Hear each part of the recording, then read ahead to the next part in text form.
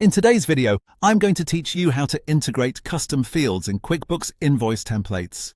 If you want your invoices to include extra details that are specific to your business, custom fields are a simple and useful way to do that. They let you add information beyond the standard invoice layout, which can help with organization, reporting, and giving customers clearer documentation.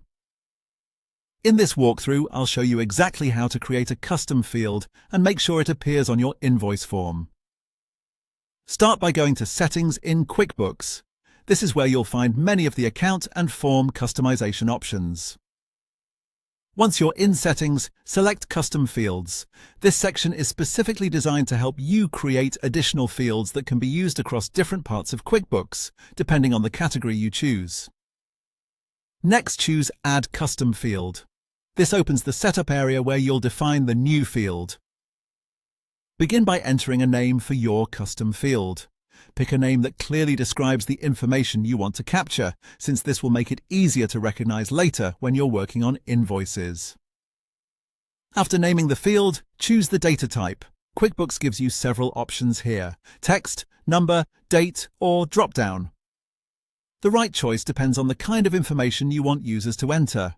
Text works well for general labels or notes, number is useful for quantities or codes made up of digits, date is best for deadlines or service dates, and drop-down is helpful when you want people to select from a preset list instead of typing manually. Once you've selected the data type, set the category to transaction. This is important because invoices are transaction-based forms, and choosing the correct category ensures the field is available where you need it. Then check Invoice so the custom field is connected specifically to invoices.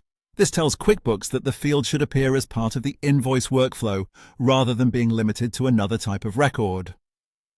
After that, enable Print on Form. This step makes the custom field visible on the actual invoice that gets shared or printed. If you skip this, the field may still exist internally in QuickBooks, but it won't appear on the invoice template that your customer sees. Finally, save the custom field. Once it's saved, the field will be ready to use in your invoice template.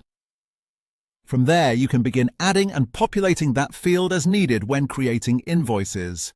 That's all it takes to integrate a custom field into a QuickBooks Invoice template. If you want cleaner records and more tailored invoices, this is a great feature to start using.